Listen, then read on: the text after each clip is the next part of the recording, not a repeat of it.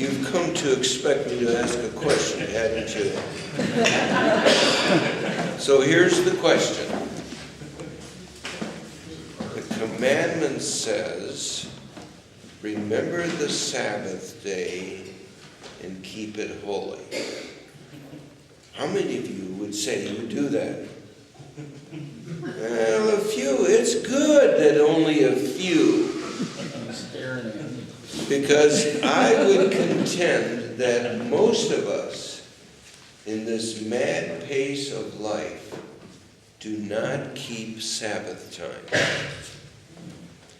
The origin of the Sabbath day commandment, which goes way back to Mount Sinai, was a prohibition against work on the Sabbath day. But more important than that, it was a creation thing. It was to get reconnected with God as creator. Now, Hebrew tradition as well as our own Christian tradition have made into Sabbath day observance a legalism and a condition that you can say, well, if I don't mow the lawn on Sunday, I'm keeping the Sabbath day. I have a friend who's part of the lectionary group, a Roman Catholic priest who grew up in good old Dutch Holland. And he tells stories of his childhood, he's my age, that as a Catholic growing up, they couldn't do anything on Sunday. They couldn't ride their bikes. They couldn't play tennis. And one time even, they decided to go and play tennis in the local court, and the police came. And he also has memories that these good, and I'm not just isolating out Christian Reformed and Reformed because we all have that tradition in our past, that in some Christian Reformed circles you could ask a Roman Catholic to come in and turn on the stove for food on Sunday, because if you turned it on, you'd be working. So there was similarly a legalism in Jesus' time.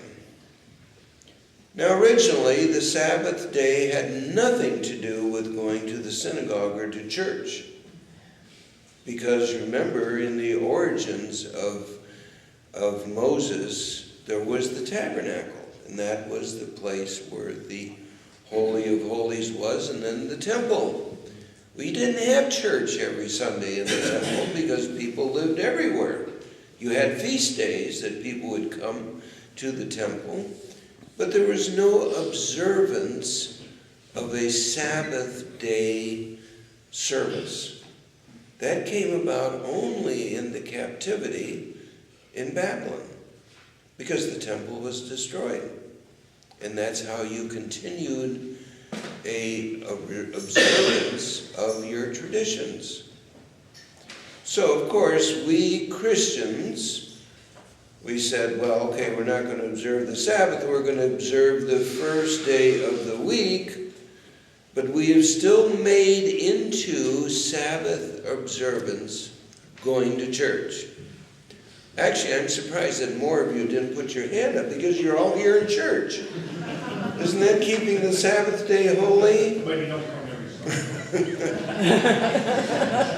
But we go home from our Sabbath day worship, our Sunday worship, and we do whatever we do, which is probably one of the most working things we do is our little phones and our computers.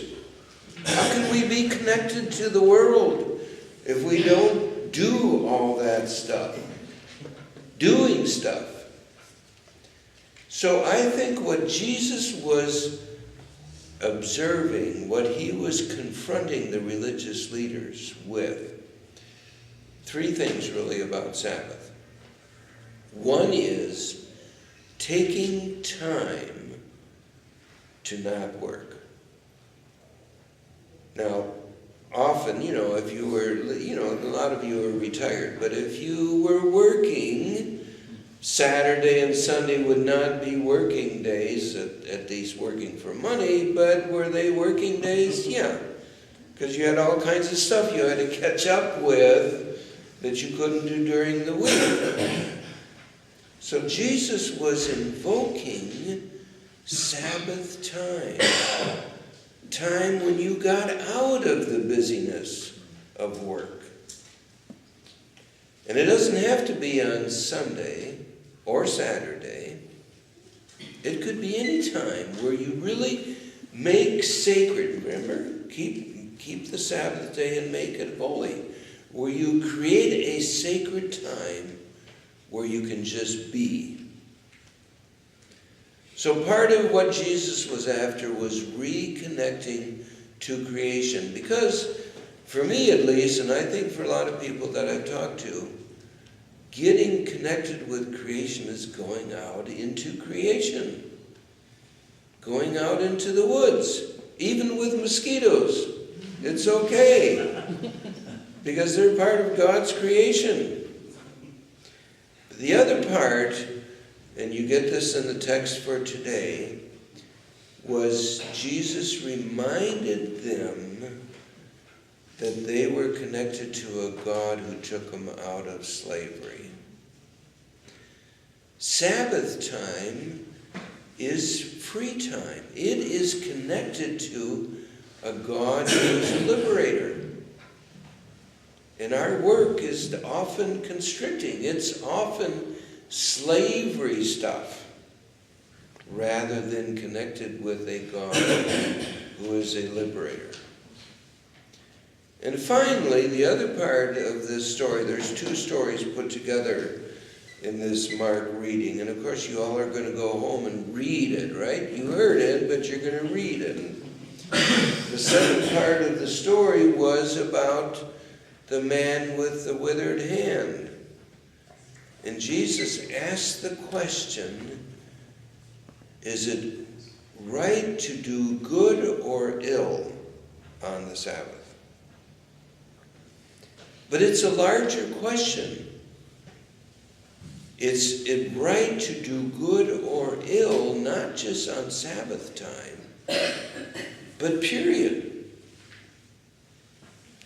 How much ill do we as a people, as a society, do to women and children? We're always wanting to cut away the benefits that they get. To people who are unemployed. To immigrants. That's what the readings reminded them. You were immigrants at one time in Egypt, and God rescued you. So this question about is it right to do good or ill is not just a Sabbath day question. It is a Sabbath day question. But it's a much larger question in terms of how do we respond to the people who really need the help of God through us. So Sabbath time is really quite a different time, quite a different experience. And maybe as you all take a little time today to think about Sabbath time, next time you have a cocky preacher like me and says, how many of you observe the Sabbath? You might all raise your hands because you really thought about it. And you really have made intentional commitments to observing Sabbath in your daily life. Amen.